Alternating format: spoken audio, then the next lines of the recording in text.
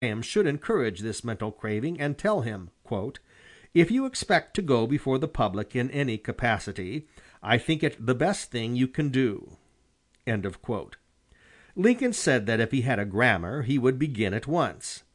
Graham was obliged to confess that there was no such book at New Salem, but remembered that there was one at Vaner's, 6 miles away. Promptly after breakfast the next morning, Lincoln walked to Vaner's and procured the precious volume, and, probably with Graham's occasional help, found no great difficulty in mastering its contents. While tradition does not mention any other study begun at that time, we may fairly infer that, slight as may have been Graham's education, he must have had other books from which, together with his friendly advice, Lincoln's intellectual hunger derived further stimulus and nourishment.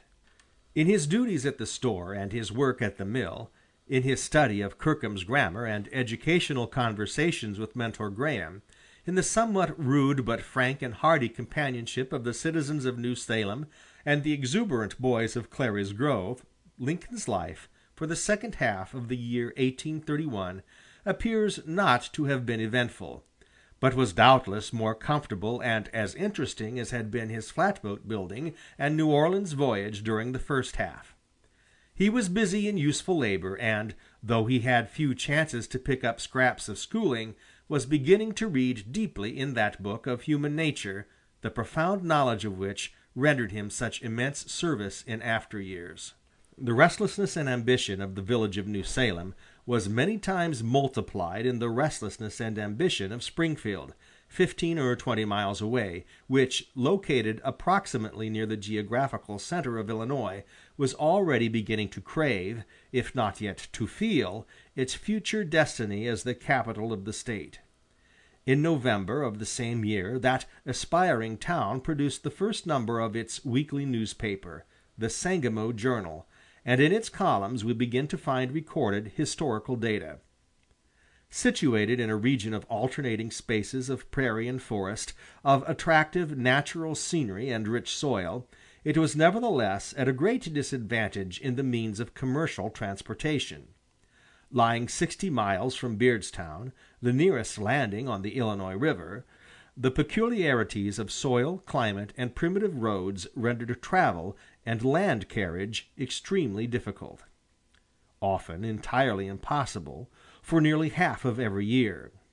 The very first number of the Sangamo Journal sounded its strongest note on the then leading tenet of the Whig party, internal improvements by the general government and active politics to secure them. In later numbers we learn that a regular Eastern mail had not been received for 3 weeks.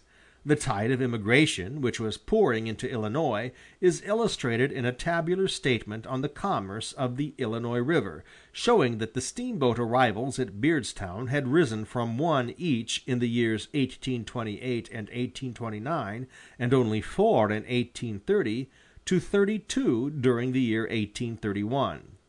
This naturally directed the thoughts of travelers and traders to some better means of reaching the river landing than the frozen or muddy roads and impassable creeks and sloughs of winter and spring. The use of the Sangamon River, flowing within 5 miles of Springfield and emptying itself into the Illinois 10 or 15 miles from Beardstown, seemed for the present the only solution of the problem, and a public meeting was called to discuss the project. The deep snows of the winter of 1830 and '31 abundantly filled the channels of that stream, and the winter of 1831 and '32 substantially repeated its swelling floods. Newcomers in that region were therefore warranted in drawing the inference that it might remain navigable for small craft. Public interest on the topic was greatly heightened when one Captain Bogue, commanding a small steamer then at Cincinnati, printed a letter in the Journal of January 26, 1832, saying, "I intend to try to ascend the river Sangamo immediately on the breaking up of the ice." It was well understood that the chief difficulty would be that the short turns in the channels were liable to be obstructed by a gorge of driftwood and the limbs and trunks of overhanging trees.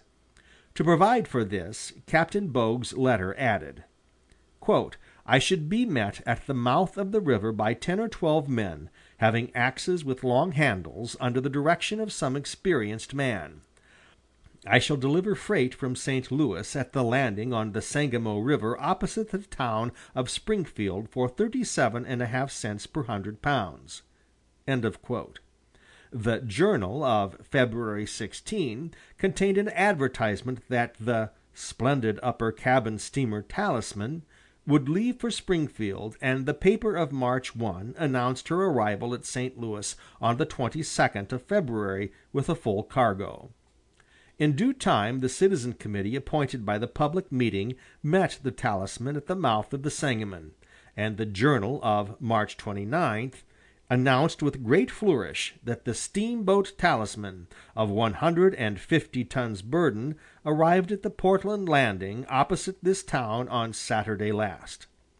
There was great local rejoicing over this demonstration that the Sangamon was really navigable, and the Journal proclaimed with exultation that Springfield could no longer be considered an inland town. President Jackson's first term was nearing its close, and the Democratic party was preparing to re-elect him. The Whigs, on their part, had held their first national convention in December 1831, and nominated Henry Clay to dispute the succession. This nomination, made almost a year in advance of the election, indicates an unusual degree of political activity in the East, and voters in the new state of Illinois were fired with an equal party zeal.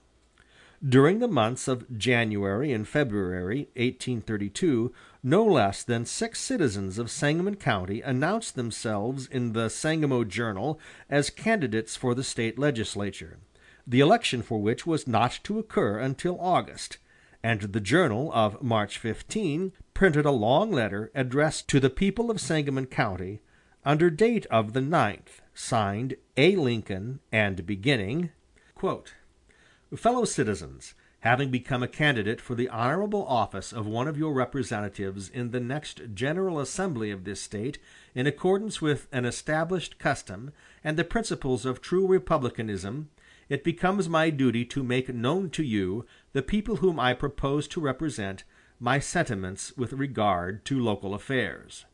End of quote.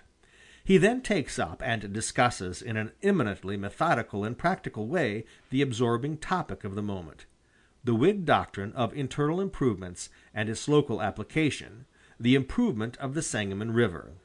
He mentions that meetings have been held to propose the construction of a railroad, and frankly acknowledges that, quote, "no other improvement that reason will justify us in hoping for can equal in utility the railroad," end of quote, but contends that its enormous cost precludes any such hope, that therefore, quote, "the improvement of the Sangamon River is an object much better suited to our infant resources," end of quote.